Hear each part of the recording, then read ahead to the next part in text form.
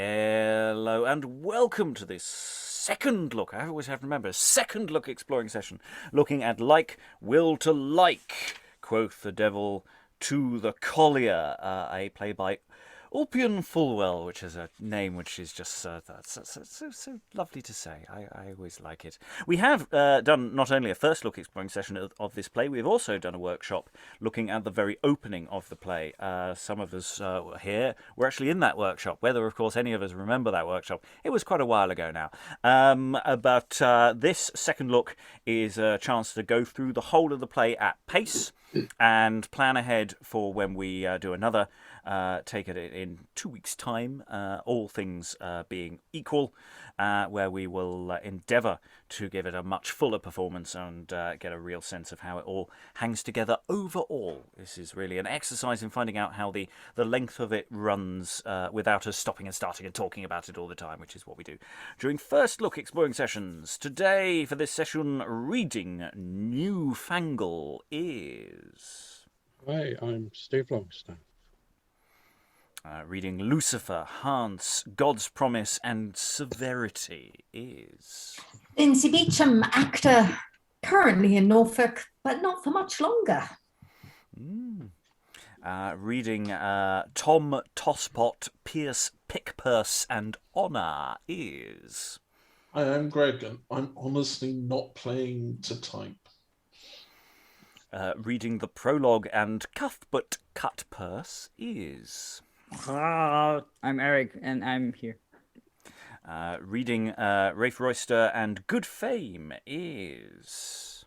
Rachael, Nicole, actor in New Jersey.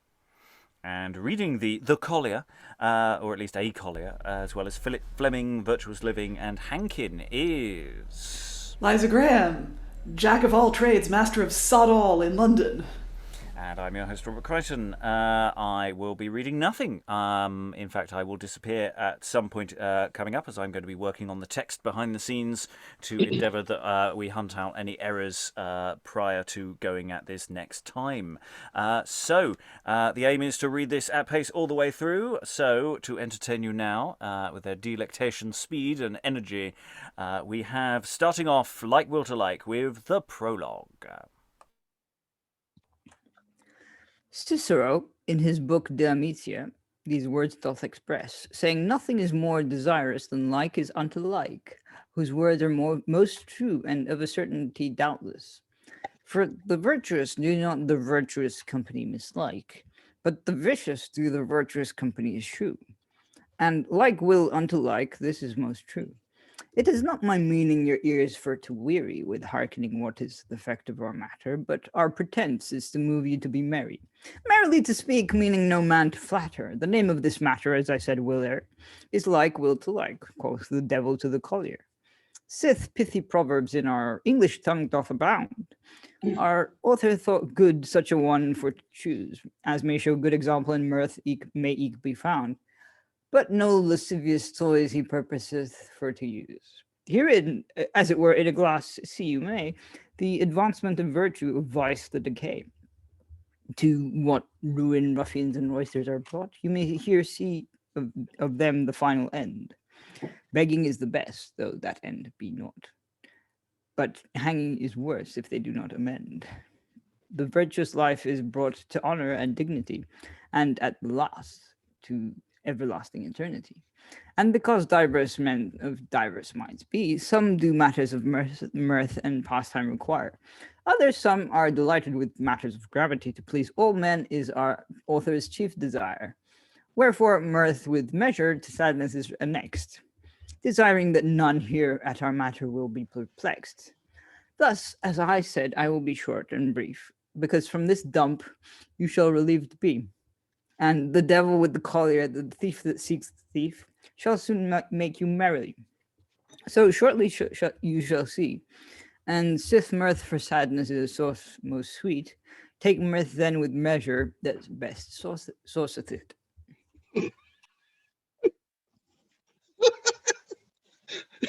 Now, like unto like, it will be none other.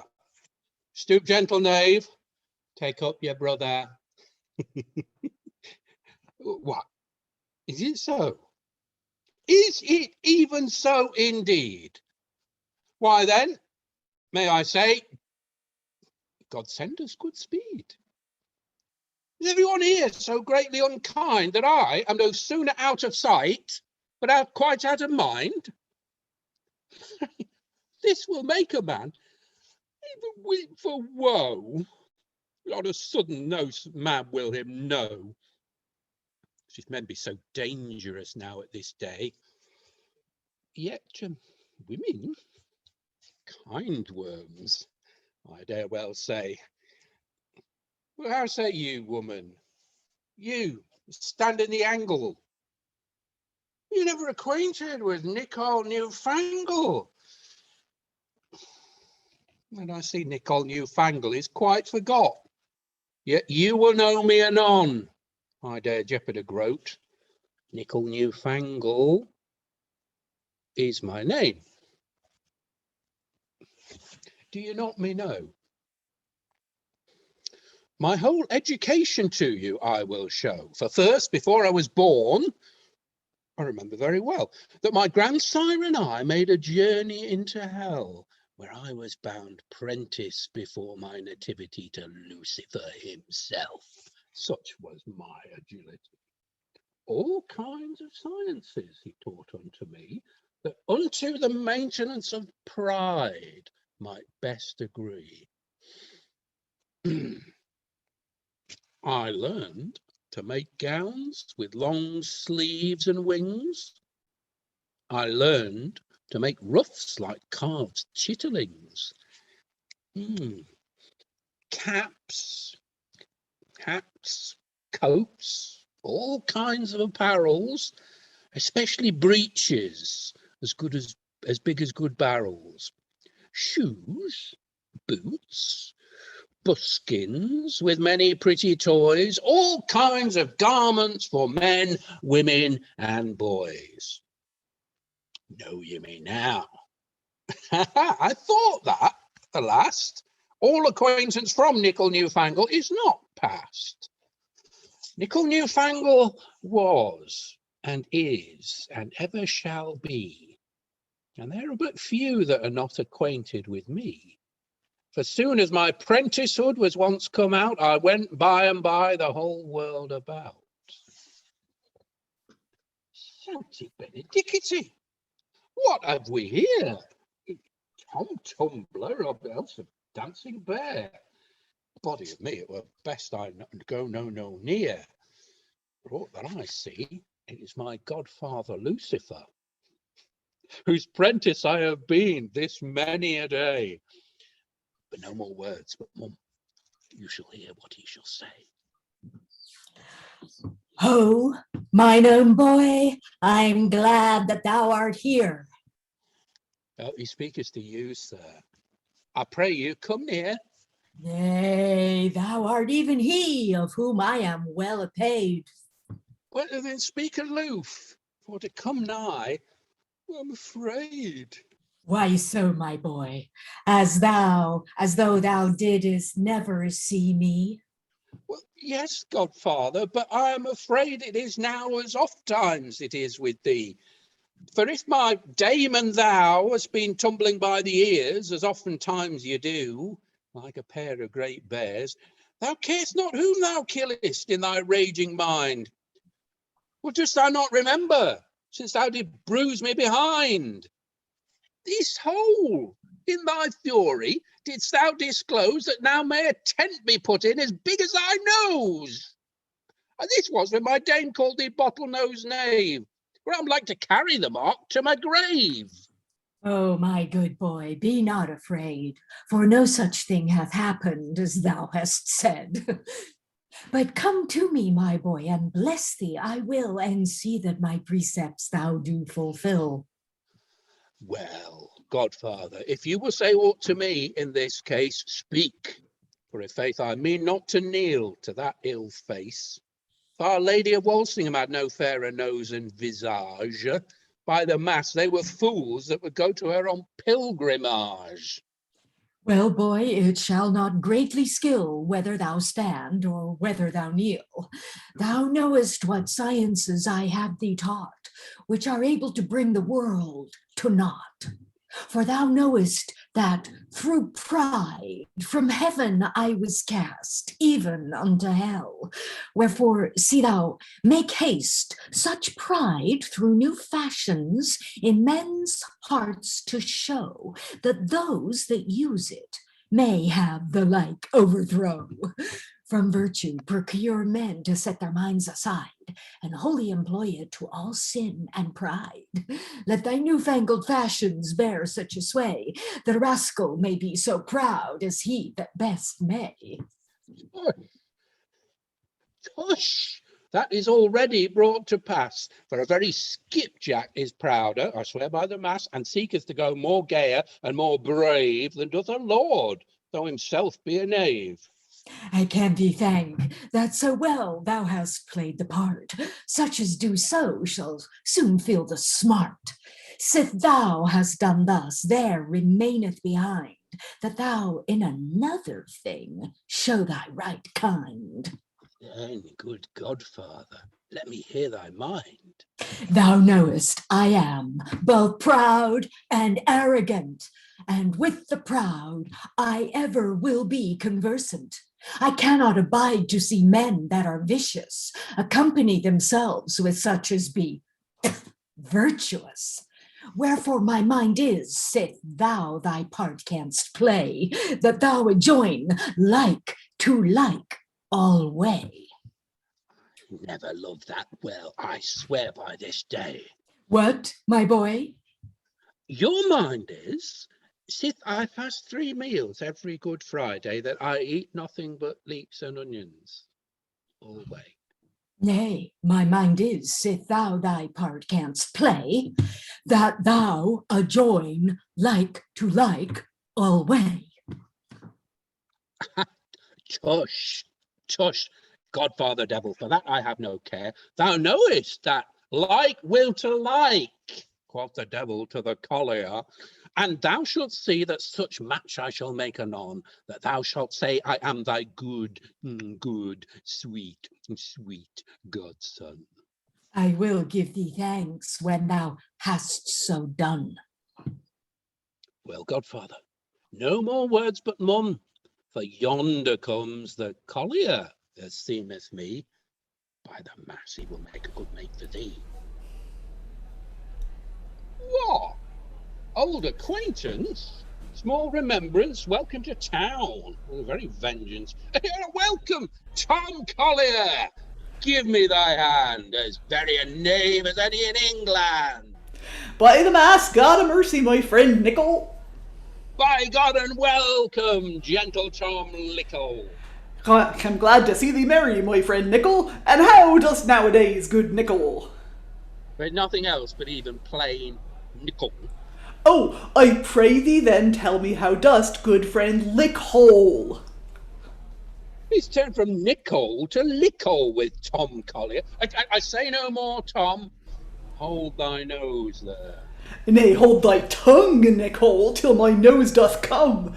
So thou shalt take part, and I shall take some. Oh, Tom Collier, let these things pass away. Tell me what market thou hast made of thy coal today. To every bushel has old but 3 peck. Lo, here be the empty sacks on my neck. Ha beguiled the horsens that of me ha bought, but to beguile me was their whole thought. But hast thou no conscience in beguiling thy neighbour? No, marry, so it may gain for my labour. It is a common trade nowadays, this is plain, to cut one another's throat for lucre and gain. A small fault, as the world is now brought to pass. Thou art a good fellow, I swear, by the mass, as fit a companion for the devil as may be. Well, godfather devil, this fellow will match with thee. And good Tom Collier, thou art welcome to me. God a mercy, good devil, I'm glad of thy company. Like will to like, I see very well. Godfather, will thou dance a little before they go home to hell? I am content, so that Tom Collier do agree. I will never refuse, devil, to dance with thee. Then, Godfather, name what the dance shall be. Tom Collier of Crichton hath sold his coal. Why then, have at it, by my father's soul.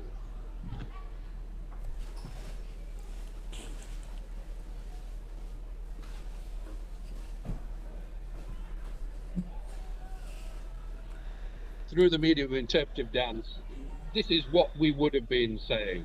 Tom Collier of Croydon hath sold his coals, hath made his market today. For now he danceth with the devil, for like will to like alway. Wherefore let us rejoice and sing, let us be merry and glad. Sitteth the collier and the devil this match and dance hath mad. Now of this dance we make an end, with mirth and eke with joy. The collier and the devil will be much like to like alway. Ha ha! This is Trim narrating, singing. I had not thought the devil could be so cunning. By the mass, Tom Collier is as good as he. I see that like with like will ever agree. Farewell, Master Devil, for ich must be gone. Why then, farewell, my gentle friend Tom. Farewell, Tom Collier, and nay be thy comfort. Now sayest thou, Godfather, is not this trim sport? Thou art mine own boy, my blessing thou shalt have. By my truth, Godfather, that blessing I do not crave. But if you go your way, I will do my diligence as well in your absence as in your presence. But thou shalt salute me ere I go, doubtless, that in thy doings thou mayst have the better success. Wherefore kneel down and say after me. When the devil will have it so, it needs must so be.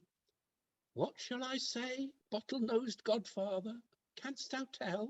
All hail, O noble prince of hell! Oh, my Dame Cow's tail fell down in the well.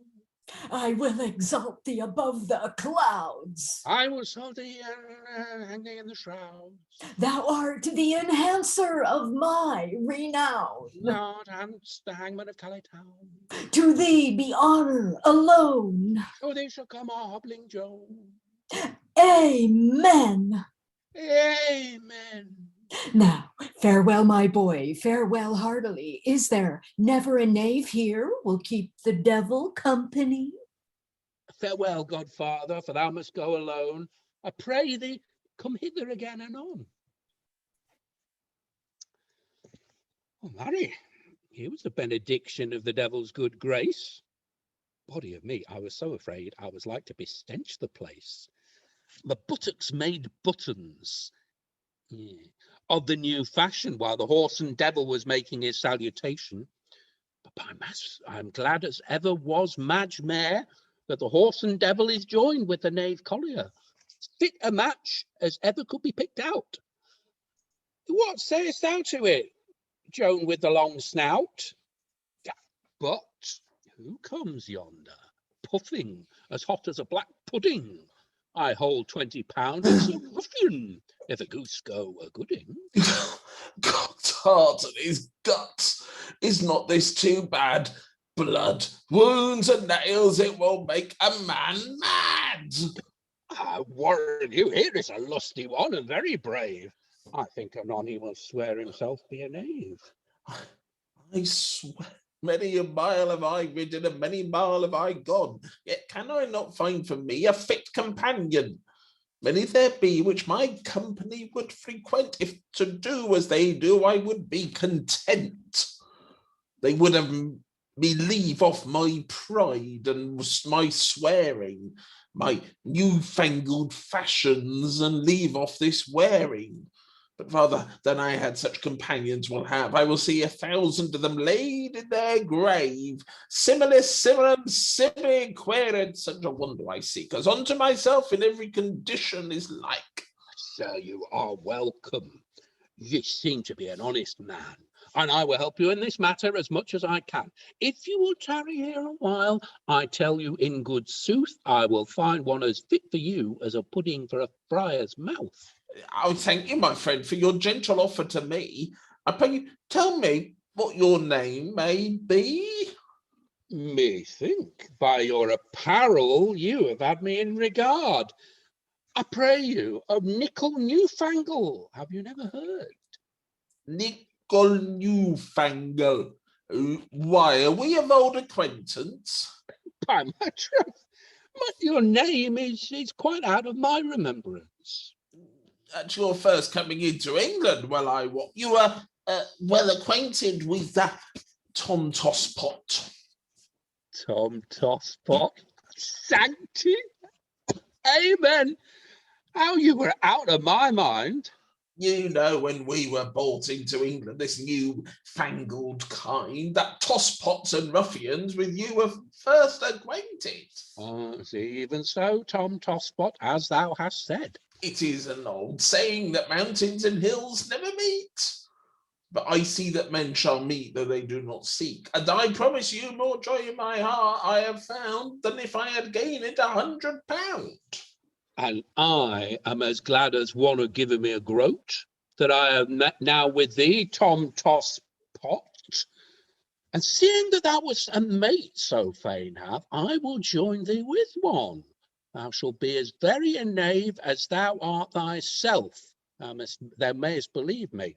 Thou shalt see anon what I will do for thee. For you seek for as very a knave as you yourself are. For like will to like, quoth the devil to the collier. Oh, indeed, Nicole Newfangle, ye say the verity, for like will to like, hey, will none of the ways be.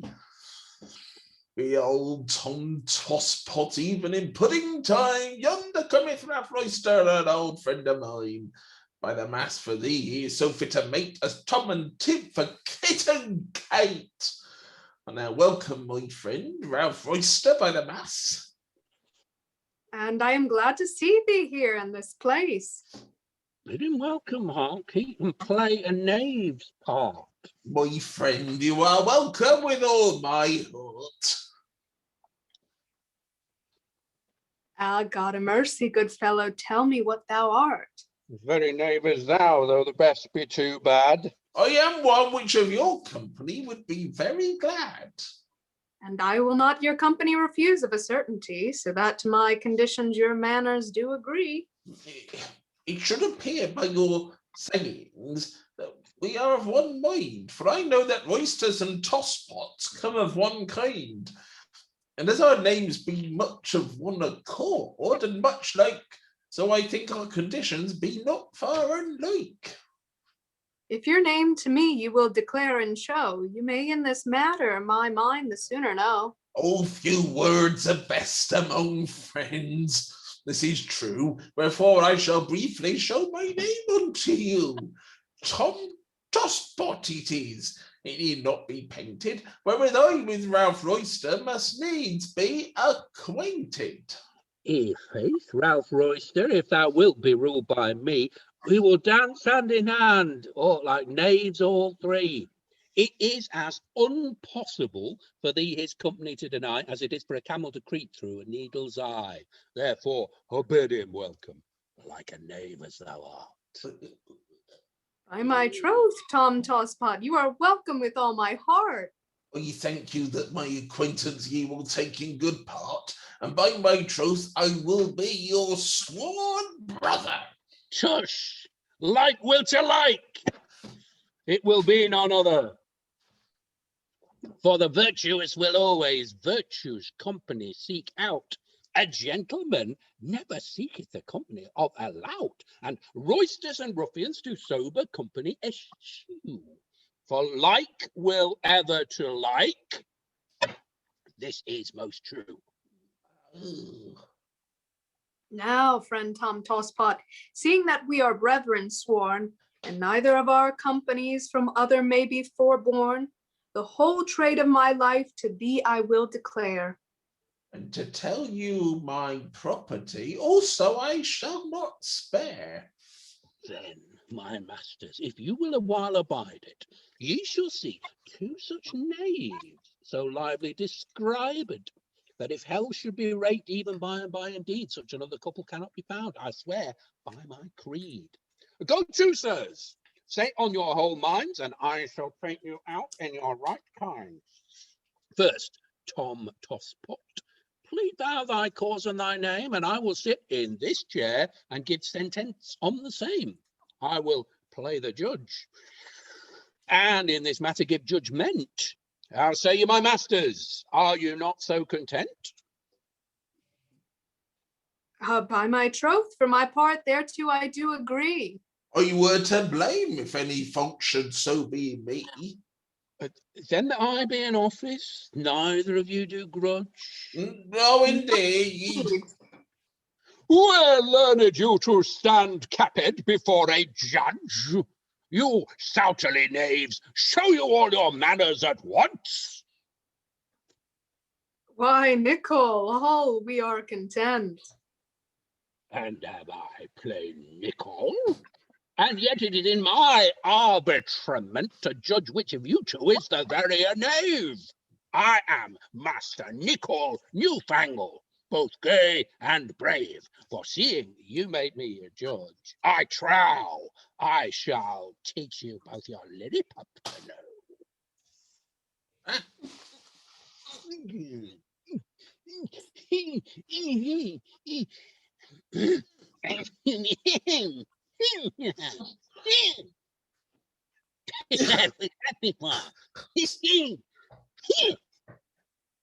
Stay yourself, sir, I pray you heartily. I pray you be content, and we will be more mannerly. Nay, I cannot put up such an injury. For seeing I am in office, I will be known therefore. Fend your head, sir, for I will to it once more. I pray you be content, good gentleman Nicole. I never saw the like, by God's soul. Well, my masters, because you do intend to learn good manners and your conditions to amend, I'll have one but fit more, and so make an end. 1, 2, 3. I pray you, sir, let us no more contend. Marry, this has pleased me very well. Now let me hear how your tales ye can tell, and I, Master Judge, will so bring to pass that I will judge who shall be knave of clubs at Christmas. Gooks, who do you look, Fanaris, that made a bull of brass? Like a false knave now, and evermore was. Nay, I am like Fanaris, that made a bull of brass as a cruel torment for such as did offend, and he himself first therein put was, even so are we brought now to this end, in ordaining him a judge who will be honoured as a god, so for our faith, our own tales we have made a rod. And I am served as Haman, that prepared. No. How was he served? I pray thee, do me tell. Who I speak of, thou knowest well. Thou art served as Harry Hangman, captain of the Black Guard. Nay, I am served as Haman, that prepared a high pair of gallows for Mordecai the Jew, and was the first himself that thereon was hanged. So I feel the smart of mine own rod, this is true, but hereafter I will learn to be wise, and ere I leap once, I will look twice. Well, Tom Tosspot, first let me hear thee. How canst thou prove thyself a verier knave than he? You know that Tom Tosspot men do me call. The knave thou hast always been and evermore shall. My conditions I am sure ye know as well as I. The knave was so born, and so shalt thou die. But you are a judge, I would say unto you, knaves are Christian men, else you were a Jew. He calls me knave by craft. Do you not see? Sirrah, I will remember it when you think not on me. Well, say what thou canst by thine own behoof. if thou provest thyself the very knave by good proof, thou must be the elder brother and have the patrimony. And when he hath said, then do thou reply. Even Thomas O'Waterings of Tyburn Hill, to the falsest thief of you both, by my father's will. I pray you, sir, what is that patrimony? I pray you, leave your courtesy, and I will tell you by and by. If he be the more knave, the patrimony he must have. But thou shalt have it if thou prove thyself the very knave. A piece of ground it is that a beggar's manor doth hold, and whoso deserves it shall have it, ye may be bold. Called St. Thomas of Waterings, or else Tyburn Hill, given and so bequeathed to the falsest by will.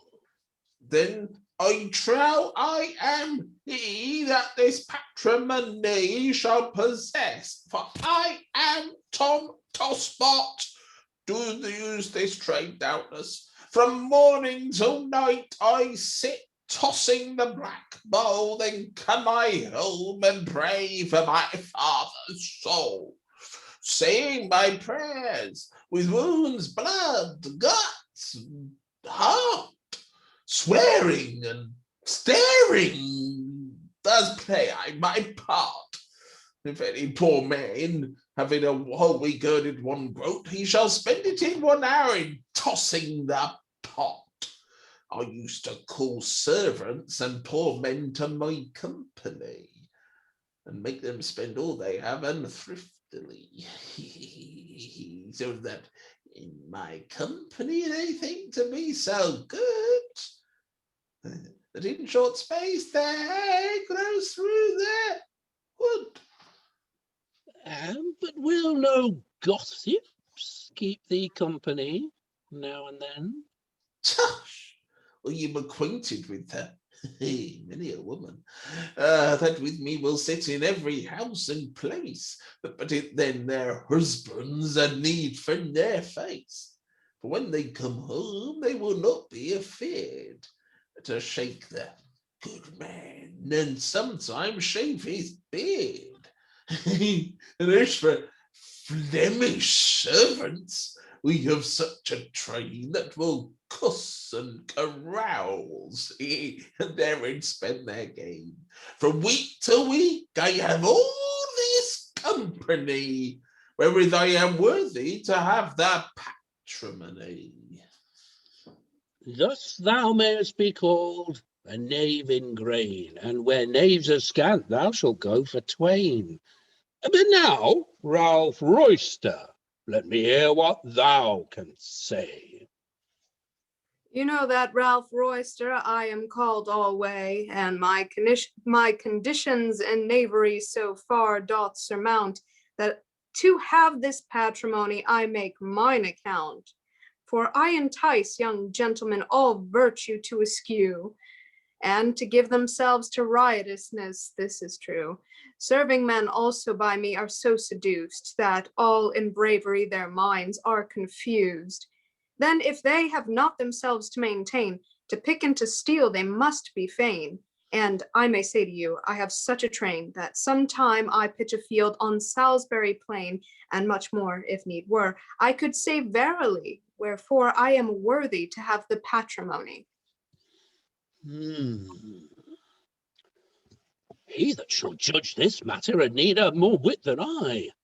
But seeing you have referred it unto my arbitrament, i' faith, I will give such equal judgment that both of you shall be well pleased and content.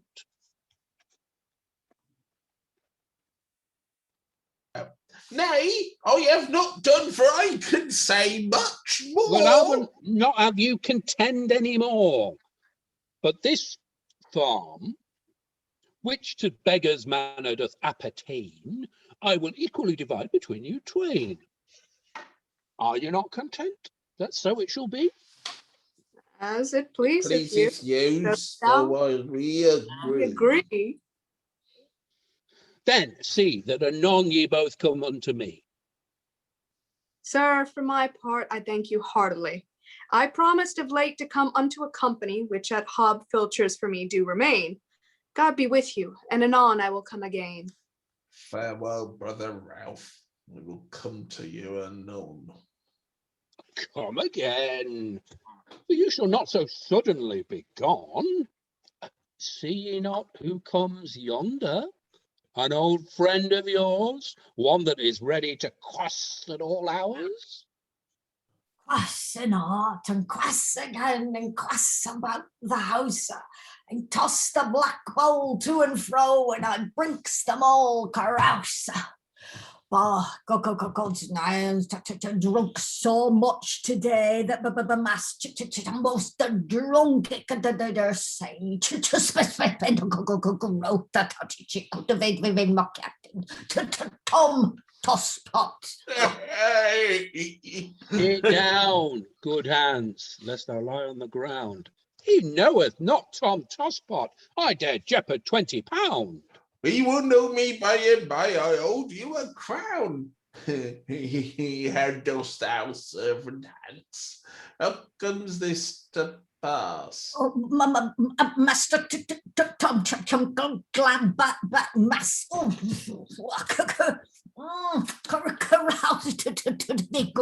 Good Tom. Hold up, good Hance. I will pledge thee anon. Well, there is no remedy, but I must be gone. Very good fellow, a word of twain. Thou do not come again. Bid Philip Fleming come hither to me, for he must leave me home now to Dorsey. Then farewell, Hance. I will remember thy errand. He will be here by and by. I dare be his warrant. Farewell, Ralph Roister, with all my heart. Come again, I will deliver thee thy part. Now, Hance, right now thou drinkest to me. Drink again, and I will pledge thee. Omnipotent, all the pot is empty. Why, Hance, thou hast Latin in the belly, methink. I thought there were no room for Latin. There is so much drink. I learned some Latin when I was a lad. I can say to you as Nebulo, I learned of my dad, and I could once help the priest to say mass, but guess my man had been cunning when 'twas.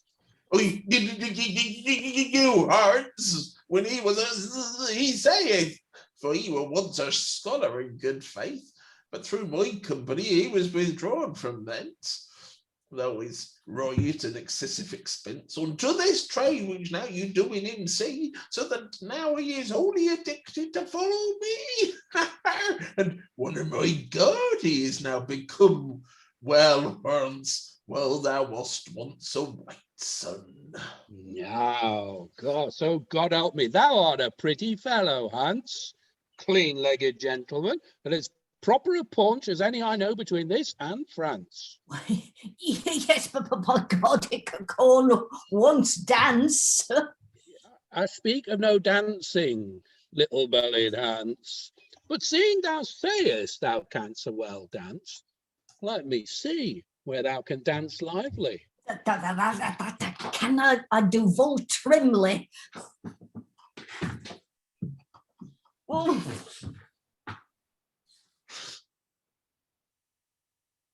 Rise again, Hance, thou hast almost got a fall. Thou danced trimly, legs and all. Body of me, Hance, how doth thy belly? Canst thou tell? By the mass, I think he hath bewrayed his breeches, methink by the smell. Oh, I will help thee up, Hance. Give me thy hand. But Master was almost down, I think, but verily. Wast thou almost down, Hance? Marry, so think I. But thou art sick, methink, by the groaning. Yeah. He grunts like a bear when he is a moaning. Hark! Oh, how his head aches! And how his pulses do beat. I think he will be hanged. His belly is so great. God, the mercy, good chum, with all my heart. Oh, If thou canst not leap, Hance, let me see thee drink a quart and get thee out abroad into the air. tush. Yeah, more need to sleep in this chair. Sit down, Hance, and thou shalt see anon Philip Fleming will come to fetch thee home.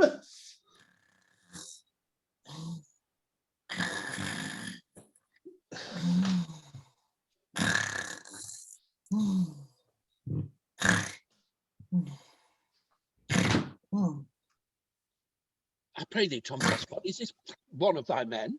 He's a companion of mine now and then. By the faith of my body, such carpenter, such chips, and as the wise man said, such lettuce, such lips, for like master, like man, like tutor, like scholar, and like will to like, Hey! the devil to the collier. It is no remedy for it needs so be. Like Quoth the Devil, you will believe me. Woo! Lo, where Philip Fleming cometh, even in pudding time. He bringeth in his hand either good ale or else good wine. Troll the bowl and drink to me, and troll the bowl again, and put a brown toast in the pot for Philip Fleming's brain, and I shall toss it to and fro in round about the house. In hostess, lo, let it be so, I drink them all, carousa. Marry, here's a pot of nuppy good ale, as clear as crystal, pure and stale.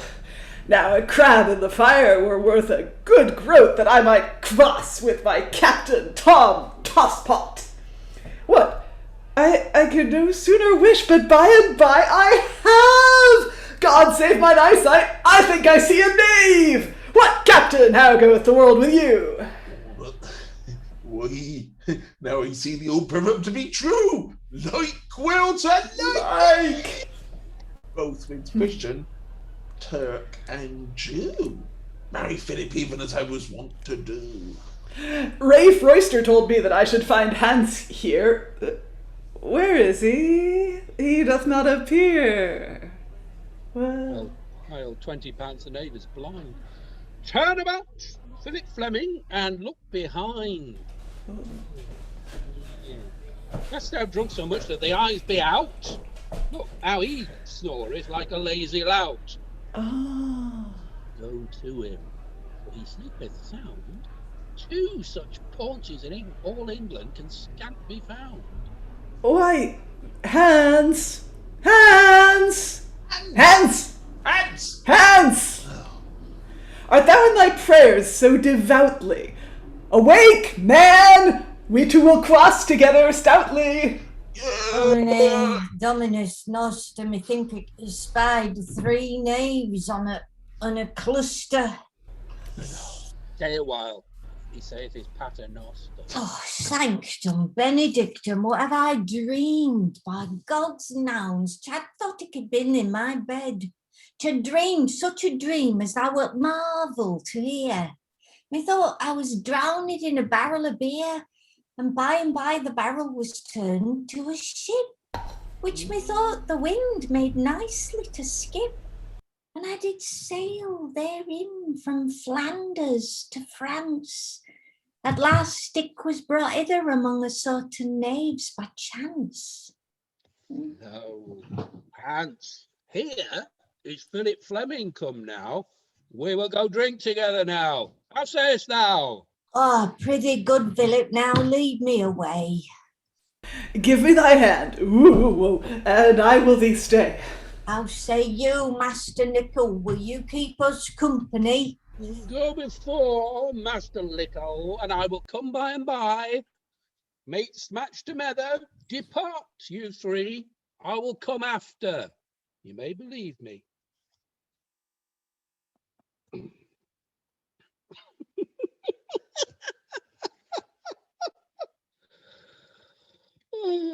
now 3 knaves are gone, and I am left alone, myself there to solace. Well done, gentle Joan, why begin you to moan? Though begone, I am in place. For now I will dance, and now I will prance, for why I have none other work. Snip, snap, butter is no bone meat, knave's flesh is no pork.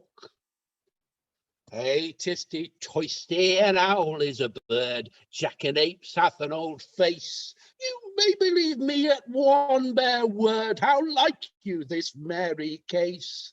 A piece of ground that they think they have found, I will tell you what it is. For I them told a beggar's manner it did hold, a staff and wallet he wis, which in a short space, even in this place of me, they shall receive. For when that their drift hath spent all their thrift, their minds I shall deceive.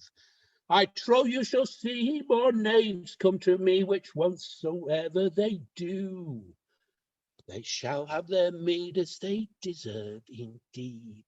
As you shall see shortly, these two, when they do pretend to have a good end, mark well, and then what shall ensue? A bag and a bottle, or else a rope knottle. This shall they prove to true. But mark well this game, I see this gear frame. Lo, who cometh now in such haste? It is Cuthbert Cutpurse and Pierce Pickpurse. Give room now, little cast. My Gog's wounds, it doth me good to the heart to see how cleanly I played this part. While they stood thrusting together in the throng, I began to go them among, and with this knife, which here you do see, I cut away this purse cleanly. What seat your purses, my masters, be ruled by me. Knaves are abroad, therefore beware. You're warned, you take not heed, I do not care. And also, as soon as I had spoken, oh,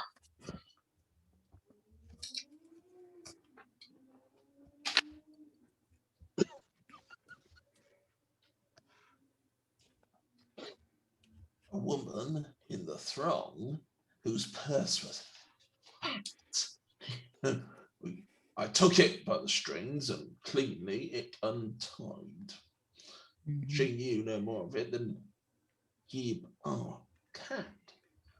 Yet at the last she hied a pace and said that the money in my hand she saw. Thou whore, said I will have an action of the case, and seeing thou sayest so, I will try the law.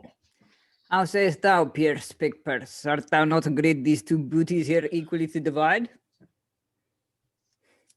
Then let us count the total sum, and divide it equally when we have done.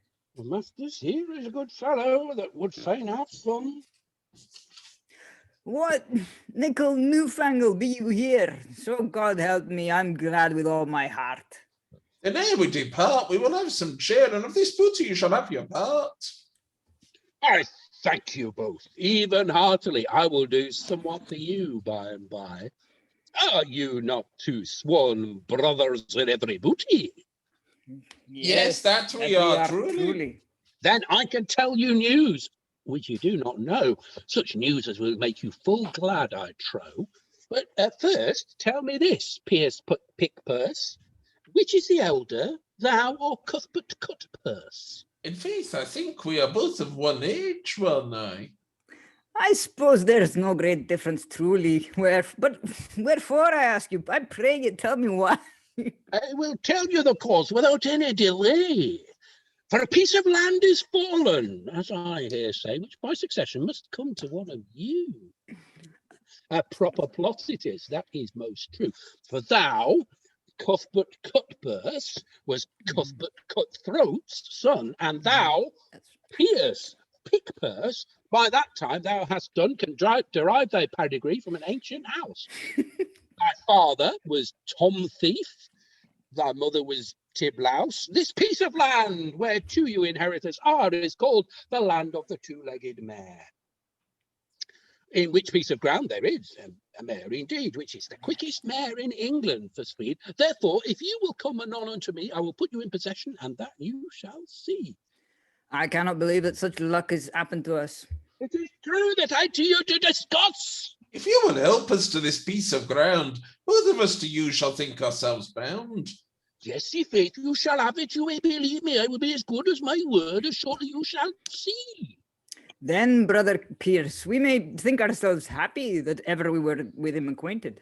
Even so, we may have a certainty that such good luck unto us hath happened. But, Brother Cuthbert, is it not best to go in a while and distribute this booty, whereas we three will make some feast and quest together and be merry? What say you, Nicole?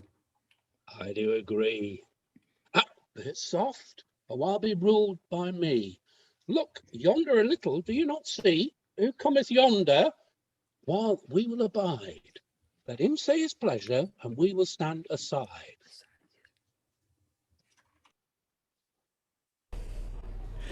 O gracious God, how wonderful are thy works! How highly art thou of all men to be praised, of Christians, Saracen, Jews, and also Turks. Thy glory ought to be erected and raised. What joys hast thou prepared for the virtuous life, and such as have thy name in love and awe! Thou hast promised salvation to man, child, and wife, that thy precepts observe and keep well thy law. And to the virtuous life what doth ensue? Virtutis premium honor, Tully doth say. Honor is thy garden for virtue due, and eternal salvation at the last day. How clear in conscience is the virtuous life! The vicious hath consciences so heavy as lead. Their conscience and their doing is alway at strife. And although they yet live, yet to sin they are dead. Thou art muted, I cannot hear thee. Thy voice, it reacheth not unto mine ears. Like quoth the like, yay! Well, carry on. This is wonderful. Right. God give you good morrow, sir. How do you today? God bless you also, both now and alway. I pray you, with me have you any acquaintance? Hey, marry, I'm an old friend of yours, perchance. If it be so, I marvel very much that the dullness of my wit should be such that you should be altogether out of my memory. Tell me your name, I pray you heartily. By the faith of my body, you will oppose me by and by. To be faith, I was but little when I was first born, and my mother to tell me my name thought it scorn. I will never acquaint me with such in any place as are ashamed of their names by God's grace. I remember my name now. It's come to my mind. I have mused much before I could it find. Nicole, Newfangle it is. I am your old friend. My friend? Marry, I do thee defy, and all such company I do deny, for thou art a companion for roisters and ruffians, and not fit for any virtuous companions. Oh, and in faith art thou a plain defiance? Then I see I must go to mine old acquaintance. Well, Cuthbert Cutpurse and Pierce Pickpurse, we must go together, for like quoth the like, yeah, quoth the devil to the Collier.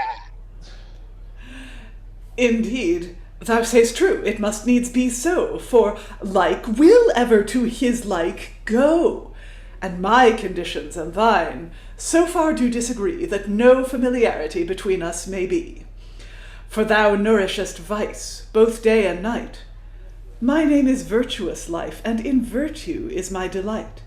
So vice and virtue cannot together be united, but the one the other has always spited. For as the water quencheth fire, and the flame doth suppress, so virtue hateth vice, and seeketh a redress.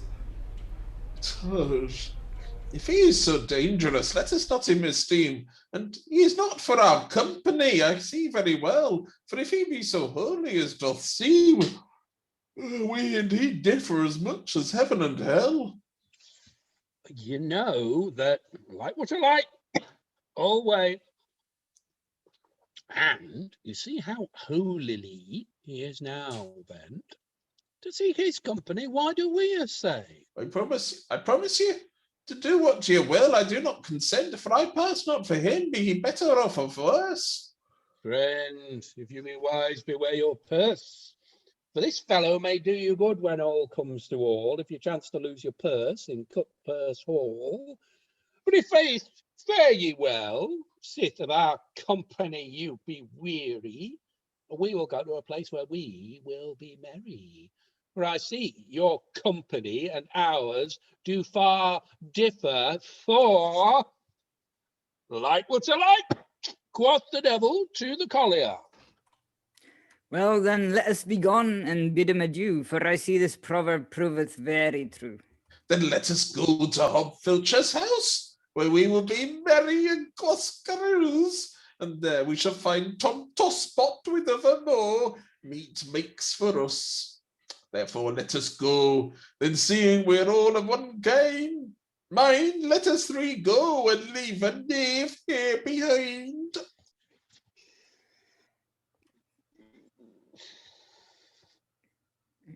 It's another song. Good hostess, lay a crab in the fire and broil a mess of souse. As we may toss the bowl to and fro and bring them all carouse. That I will pledge Tom Tosspot till I be drunk as a mouse. Those who will drink of me all day, I will pledge them all carousal. Then we will not spare for any cost so long as we be in house. Then hostess, fill the pot again, for I pledge them all carouse.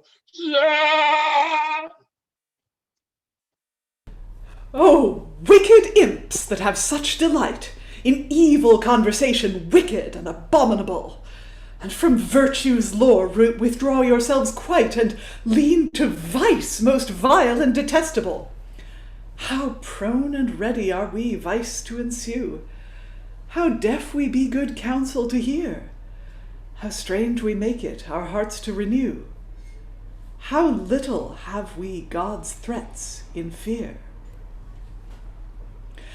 St. Augustine saith in his 5th book De Civitate Dei, Conjuncte sunt edis virtutes et honoris, saith he, the houses of virtue and honour joined together be.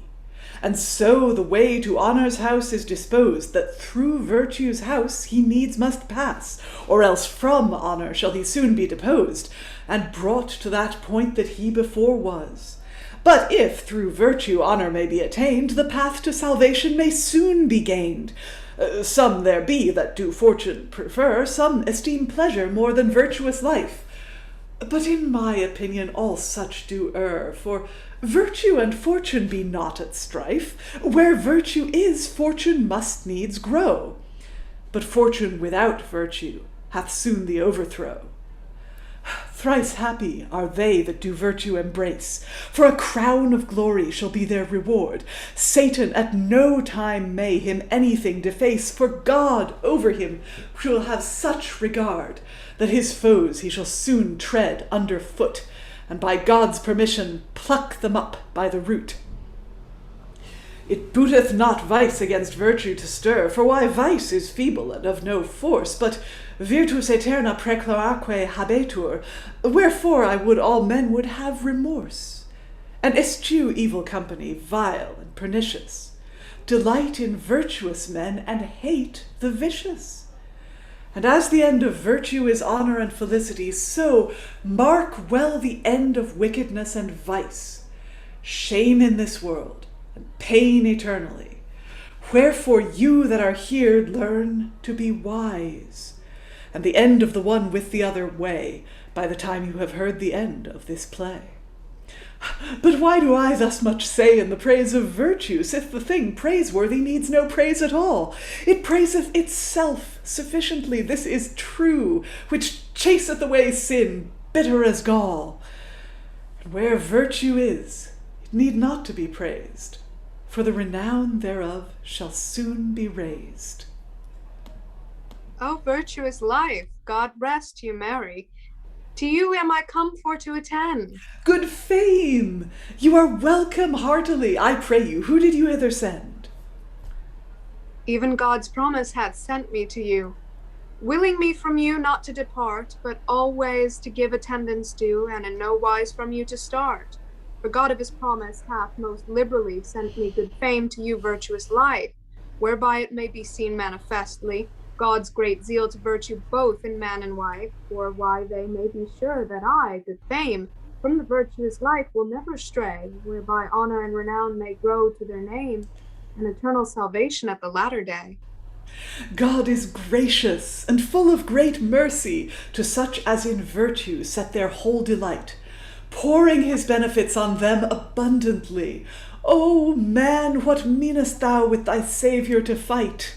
Come unto him, for he is full of mercy, the fountain of virtue, and of godliness the spring. Come unto him, and thou shalt live everlastingly. He doth not require thee any price to bring. Venite ad me omnes qui laboratis et honorati estis, et ego refossilabo vos. Come unto me, ye that travail, saith he, and as such as are with sin heavily laden, and of me myself refreshed you shall be. Repent, repent, your sins shall be downtrodden. Well, good fame, sith God of his goodness hath hither sent you on me to attend, let us give thank to him with humbleness, and persuade with all men their lives to amend. Virtuous life I do thereto agree, for it becometh all men for to do so. But behold, yonder cometh God's promise, as seemeth me, and honor with him cometh also. Oh, such godly company pleaseth me very well, for vicious men from our company we should expel. God rest you merry both, and God be your guide. We are now come to the place where we must abide, for from you, virtuous life, I honor may not slide. I am God's promise, which is a thing etern, and nothing more surer than his promise may be, a sure foundation to such as will learn God's precepts to observe. Then must they needs see honor in this world, and at last a crown of glory, ever in joy and mirth, and never to be sorry. Wherefore, O virtuous life, to you we do repair, as messengers from God, his promise to fulfill. And therefore sit you down now in this chair, for to endue you with honor is God's promise and will. Now take this sword in hand as a token of victory. This crown from my head to you I shall give. I crown you with it as one most worthy, and seeing that all vice you do punish and grieve, for in this world I honor with you shall remain, and good fame from you cannot refrain, and after this life a greater crown you shall attain.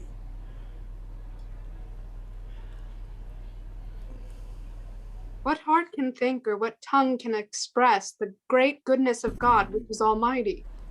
Who seeth this and seeks not vice to suppress? Honor, good fame, yea, and life everlastingly.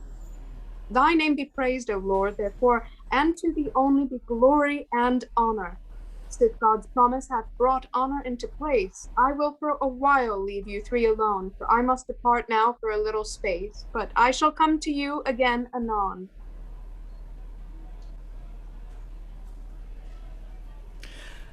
God's promise is infallible, his word is most true, and to ground thereon a man may be bold, as Scripture doth testify and declare unto you, on which foundation your building you may behold.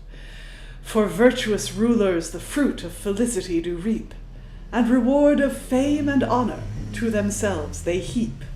Seeing We have now endued him with the crown and the sword, which is due unto him by God's promise and word. Let us three sing unto God with one accord. To sing praises unto God, it liketh well me. And I also with you do thereto agree. A pleasant noise to God's ears it must needs bring, that God's promise, honour, and virtuous life do sing. Life is but short, hope not therein. Virtue immortal seek for to win. Whoso to virtue doth apply, good fame and honour must obtain, and also live eternally. For virtuous life this is the gain. Life is but short, hope not therein. Virtue immortal seek for to win. God's promise sure will never fail. His holy word is a perfect ground. The fort of virtue a man assaileth, where treasure always doth abound. Life is but short, hope not therein.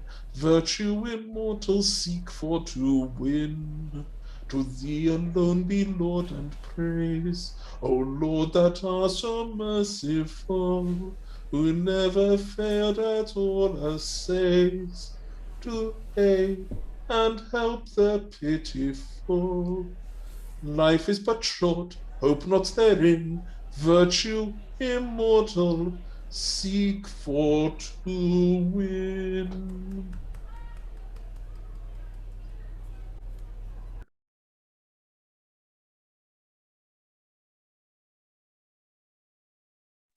Trim merchandise, trim, trim. Trim merchandise, trim, trim. Trim merchandise, a trim, a trim. Marry, here is merchandise. Whoso list for to buy any, come see for your love and buy for your money. This is land which I must distribute anon according to my promise ere I be gone. For why? Tom Tosspot, since he went hence, hath increased a noble into 9pence, and Ralph Roister, it may no otherwise be chosen, hath brought a pack of wool to a fair pair of hosen. This is good thrift, sirs, learn it who shall. And now a couple of fellows are come from Cutpurse Hall, and there they have brought many a purse to rack. Lo, here is gear, will make their necks for to crack. For I promised Tom Tosspot and Ralph Roister a piece of land. Lo, here is ready in my right hand, a wallet and a bottle. But it is not to be sold. I told them before that a beggar's manor it did hold. And for Cuthbert, Cutpurse, and Pierce Pickpurse, here is good fare. This is the land of the two-legged mare, which I to them promised, and to divide it with discretion. Shortly you shall see I will put them in possession. How like you this merchandise, my masters? Is it not trim? A wallet, a bottle, a staff, and a string. How sayest thou? What, wag halter? Is this not a trim thing? Face Ralph Roister is in a good case, I suppose, for he has lost all he hath, save his doublet and hose. And Tom Tosspot is even at the same point, for he would lose a limb or jeopard a joint. But behold, yonder they both come now. Now all is gone and spent. I know their errand and what is their intent.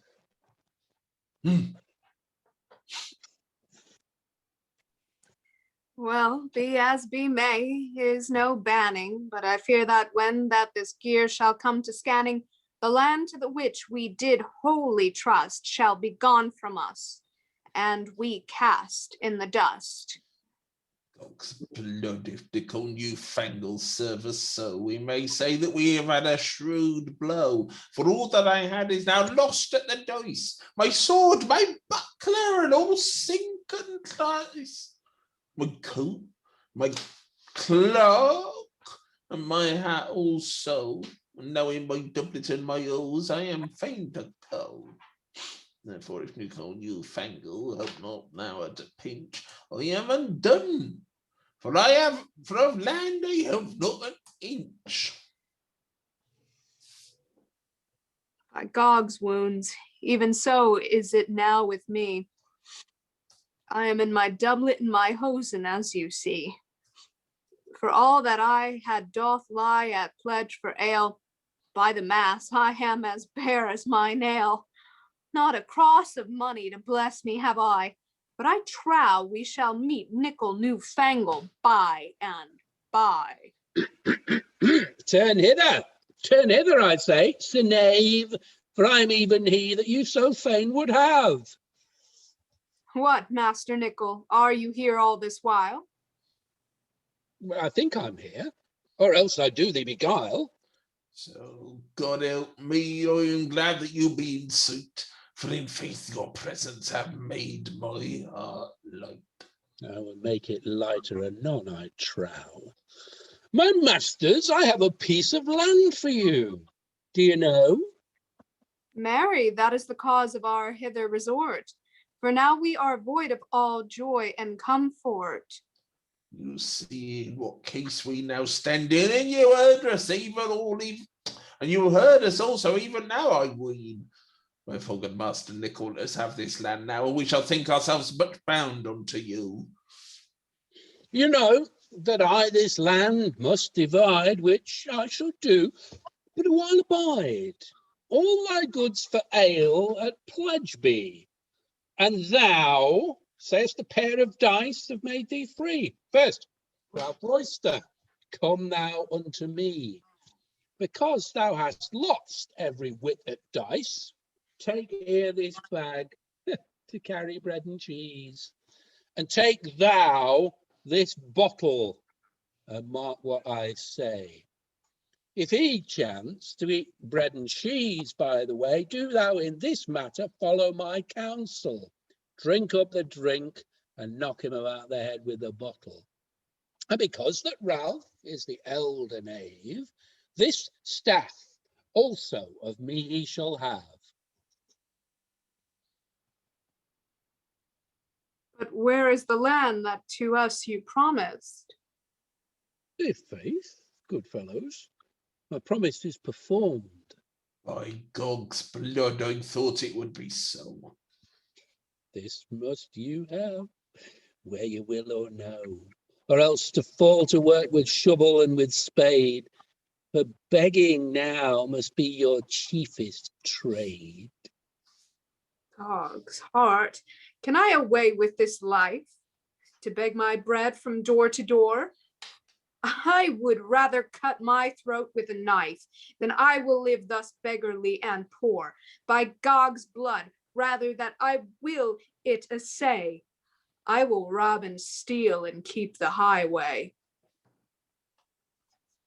Well, Ralph Roister, seeing we be in this misery, and labour we cannot, and to beg it is a shame. Yet better it to be begged more shamefully than to be hanged and feathery ourselves frame. Now, my masters, learn to beware. But like will to like, quoth the devil to the collier.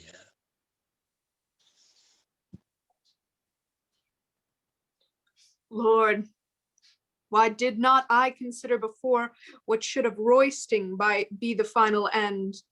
Now the horse is stolen, I shut the stable door. Alas, that I had time my life to amend.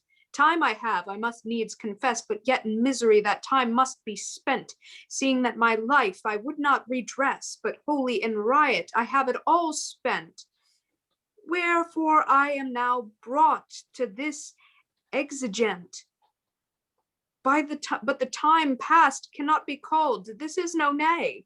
Wherefore all here take example by me. Time tarrieth no man, but passeth still away. Take time while time is, for time doth flee. Use well your youthful years, and to virtuous lore agree. For if I to virtue had any respect, this misfortune to me could not have chanced.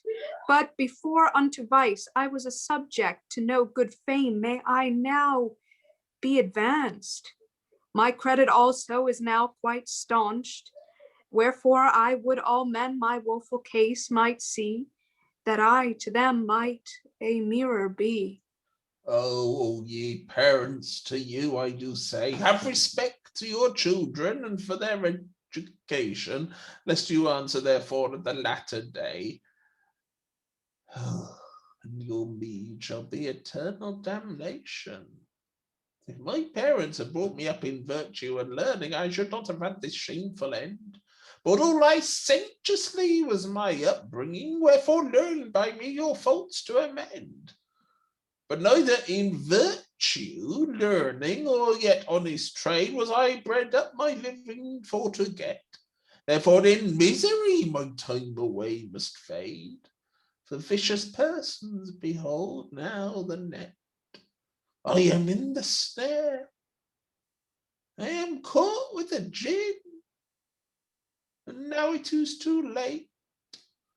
I cannot begin again. This gear would have been seen to before. But now, my masters, you're on the score. I'll be packing, I say, and get you hence. Learn to say, I pray, good master, give me 9pence. Thou, villain, art only the causer of this woe. Therefore thou shalt have somewhat of me, where'er I go. Thou hast given me a bottle here, but thou shalt drink first of it, be it ale or beer. Take this of me, before I go hence. Take that of me, ye part of recompense. Now am I driven to play the master of fence. Come near me, not near me, you knaves, for your life, lest I stick you both with this wood knife. Back, back, I say, back, thou sturdy beggar. Oh, body of me, they've taken away my dagger. Now in faith you whoreson take heed, I you advise, how you do any more young men entice. Now farewell, thou hast thy just meed. Now we go a-begging. God send us good speed. That upright judgment without partiality be ministered duly to ill-doers and offenders. I'm one whose name is Severity, appointed a judge to suppress evildoers, not for hatred nor yet for malice, but to advance virtue and suppress vice. Wherefore Isidorus these words doth say, non est judex si in eo non est justitia. He's not a judge that justice doth want, but he that truth and equity doth plant. Fully also these words doth express, which words are very true, doubtless. Semper iniquus et judex qui aut infidit offavit. They are unrightful judges all, that are either envious or else partial. Help me up, good sir, for I have got a fall. What cause have you, my friend, thus heavily to groan? Oh, sir, I have good cause to make great moan. Here were two fellows, but right now that I think have killed me. I make God a vow. I pray you, sir, tell me, am I alive or am I dead? Fellow, it is more meet for thee to be in thy bed than to lie here in such sort as thou dost. Faith, I should have laid some of the knaves in the dust if I had your sword. Right now in presence, I would have had a leg or an arm ere they had gone hence. Who is it that hath done thee this injury? couple of beggars have done me this villainy. I see. If severity should not be executed, one man should not live by another. If such injuries should not be confuted, the child would regard neither father nor mother. Give me thy hand, and I shall help thee. Hold fast thy sword, then, I pray you heartily. Now, friend, it appeareth unto me that you have been a traveller of the country, and such as travel do hear of things done as well in the country as the city of London. How say you, my friend? Can you tell any news?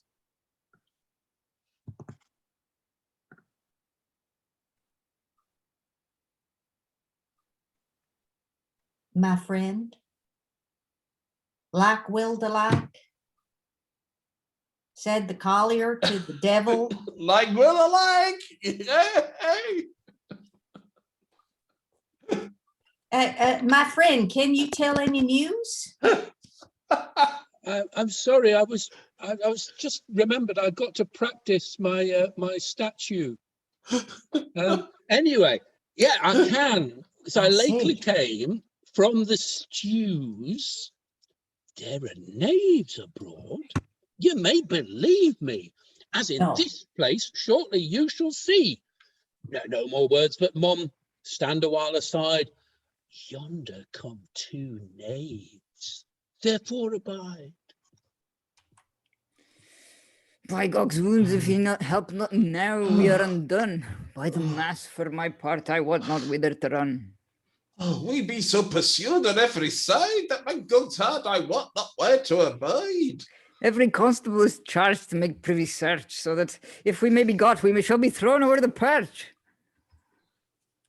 If Nicole, Newfangle, help us not now at our need, we are like in our business full evil to speed.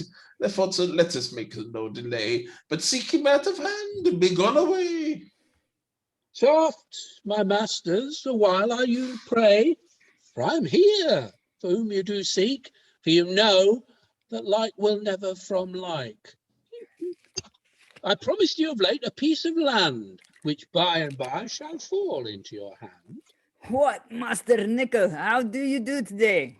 For the passion of God, Master Nicole, help us to rid us away, and help us to the land whereof you did say that we might make money of it by and by.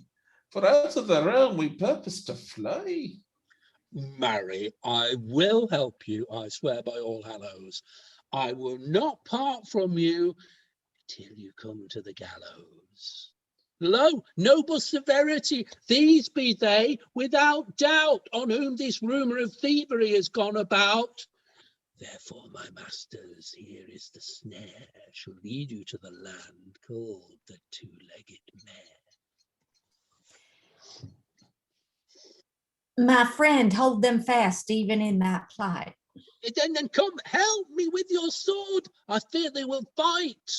Strive not, my masters, for it shall not avail, but a while give ear unto my counsel. Your own words hath condemned you for to die. Therefore to God make yourselves ready, and by I will send one, which for your abusion shall lead you to the place of execution. Help tie their hands before you be gone. Now they are bound. I will send one to you anon.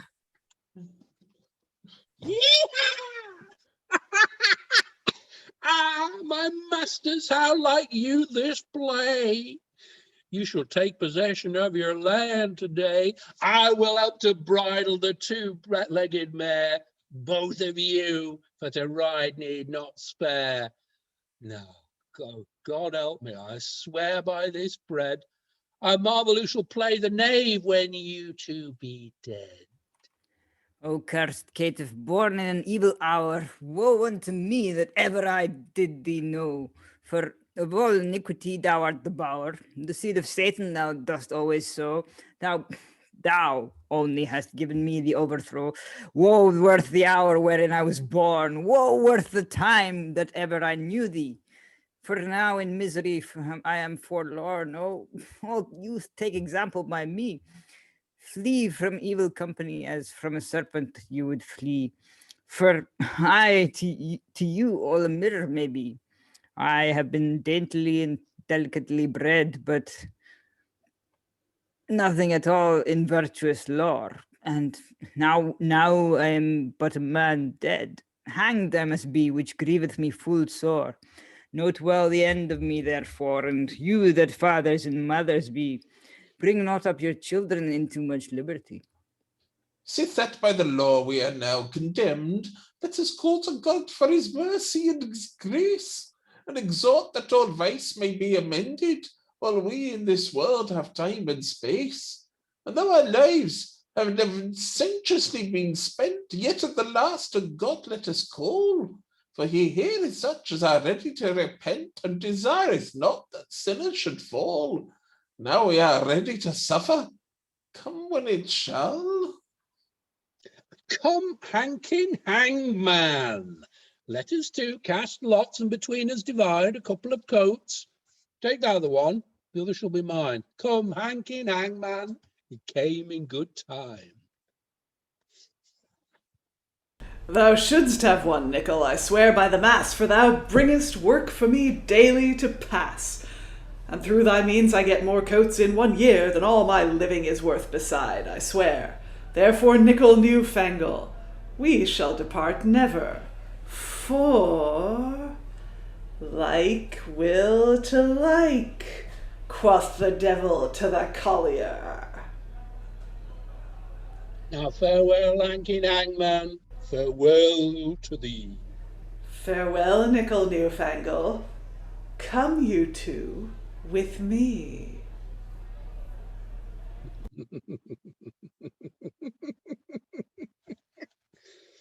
There is a brace of hounds, well worth a dozen crowns. Behold, the huntsman leadeth away. I think in 20 towns, on hills and eke on downs, they have taken their prey. So well liked was their hunting on hill and eke on mountain, that now they be up in a lease. To keep within a string, is it not a gay thing? Or do all of you hold your peace? Why then, good gentle boy, how likest thou this play? Well, no more, say thy mind. I swear by this day, if thou wilt this assay, I will to thee be kind. This is well brought to pass of me, I swear by the mass. Some to hang, and other to beg. I would I had Balaam's ass to carry me where I was. How say you, little Meg? Ralph Roister and Tom Tosspot are now not worth a groat. So well with them it is. Oh, I would I had a pot, and I'm so hot by the mass, I must go piss. Philip Fleming and Hance have danced a pretty dance that all is now spent out. And now a great mischance came on while they did prance. They lie sick of the gout, and in a spittle house with little Lawrence louse they be fain for to dwell.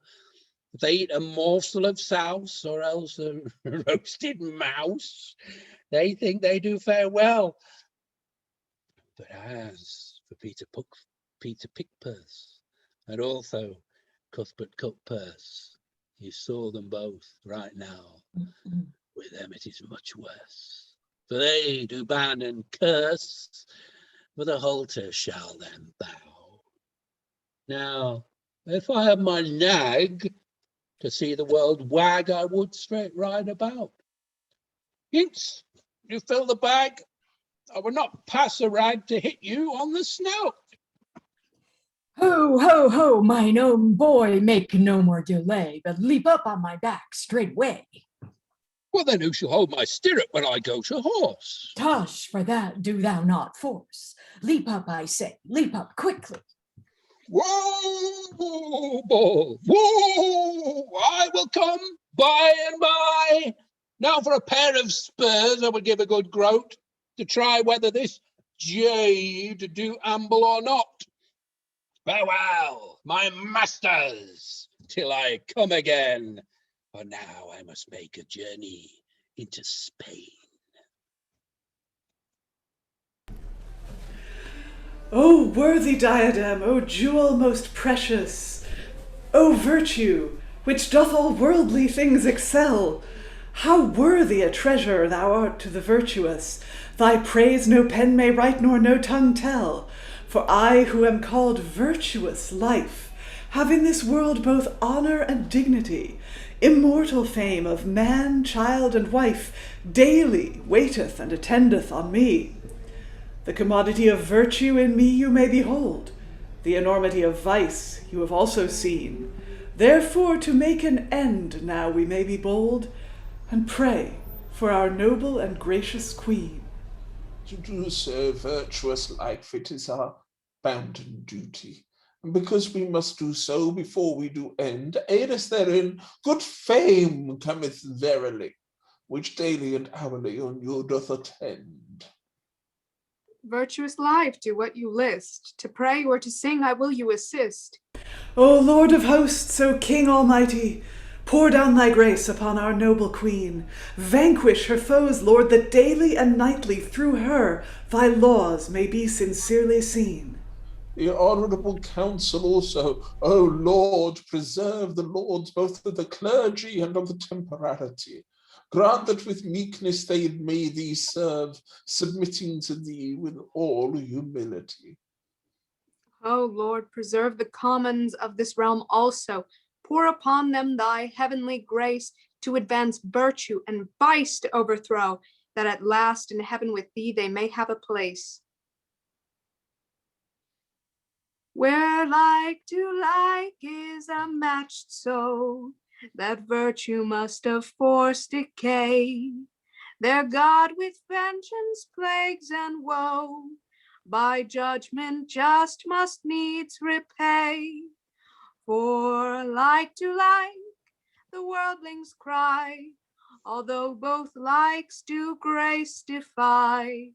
And whereas Satan planted hath in vicious minds a sinful trade, their like to like do walk his path, by which to him like they are made.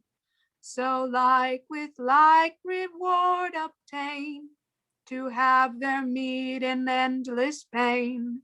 Likewise in faith where matches be, and whereas God hath planted grace, there do his children still agree, and like to like do run their race. Like Christ, like hearts of Christian men, as like to like well coupled then. Therefore, like grace, like faith and love, like virtue springs in each degree, where like assistance from above doth make them like so right to be. A holy God, a Christ most just, and so like souls in him to trust, then like as Christ above doth reign, in heaven high our Savior best, so like with him shall be our gain, in peace and joy and endless rest, if we ourselves like him do frame, in fear of his most holy name. To him be praise that grace doth give, whereby he fashioneth us anew, and makes us holily to live like to himself in faith most true, which our redemption sure hath wrought, like him to be most dearly bought.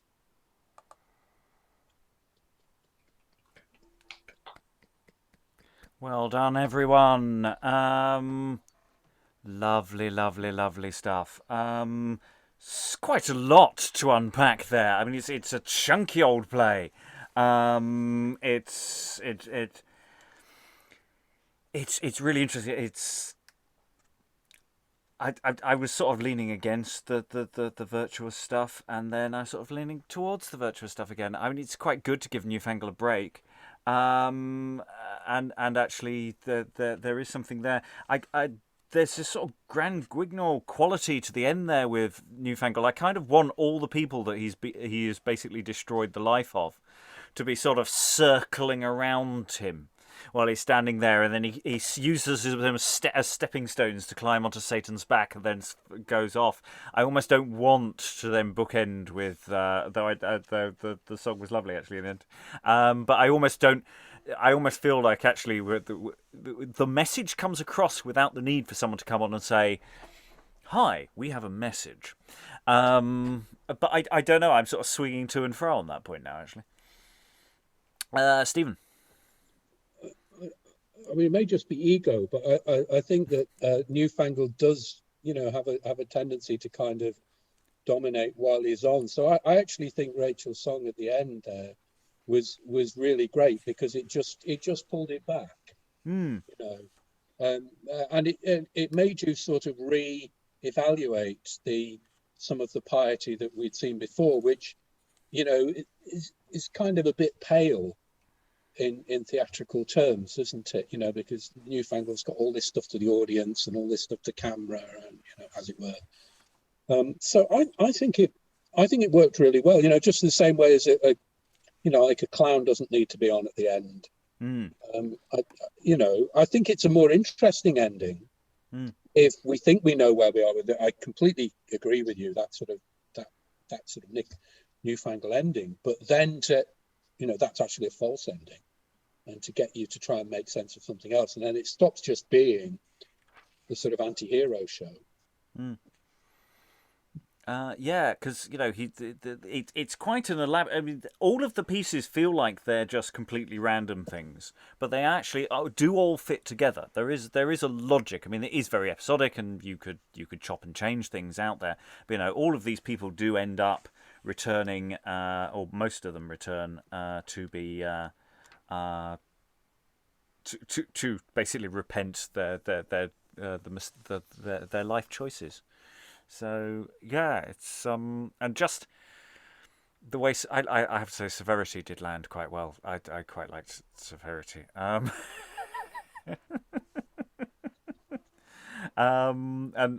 yeah, this selection of reprobates who you have to sift, as it were. I mean, it was kind of like what other accent can I pull out of my hat to do for this character? But it's interesting. It's interesting that exchange between Severity and Newfangle. Like he goes, you look like you've been traveling. What's the news? What's going on? It's kind of, I don't know. There's something down to earth and real about that bit somehow. Proper hanging, Judge. Proper hanging props. Oh my God. Yeah, I mean, there's something about the southern US accent that the judge would be very severe to people, but the judge also isn't going to question Newfangle too closely. Stephen? I really enjoyed all the different accents. I think that's absolutely the way that you would do it. That we just kind of reach for these some of them have got such wonderful stereotypical associations, haven't they? And then it becomes something even more interesting, which is about sort of players' virtuosity.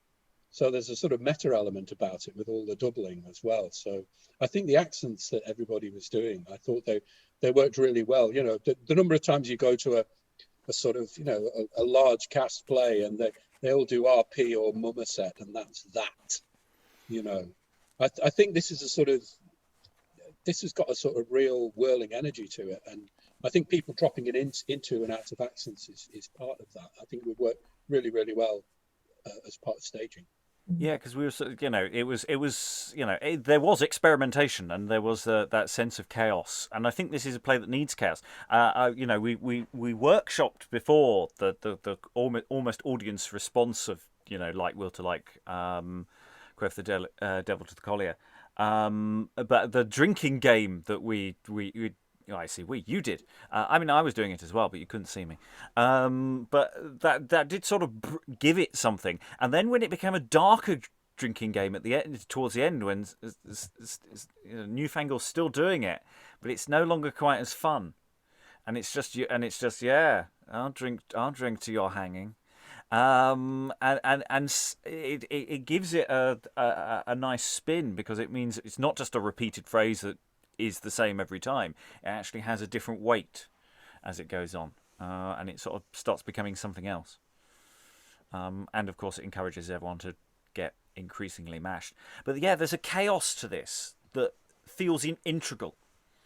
I don't think if you tried to tidy its edges, or too many of its edges, that it would work. Actually, I mean, there's a few edges I'd like to nuzzle around but not that much. I mean, some people do say quite unpleasant things, but they're usually unpleasant people saying unpleasant things. So there's a certain unity of action to that. And a certain logic to that. You know, there's very few virtuous people on stage at any particular time. All the virtuous people are in the audience. Or are they? Or are they? Yes. Okay, we're going to come off camera now to discuss what we may do about this next time, and see whether we're returning to this immediately, or whether we're going to have a little bit of a think about it. As we are not obliged, as it were, to immediately dive in. Well, that's the plan. We shall see. Let's see what the room comes up with. All that remains to thank all these wonderful readers for all their wonderful performances and keeping me, if nobody else, entertained for the evening. Thank you very much, and goodbye. Like will to like. Quoth the devil to the Collier. Oh, Aye. there.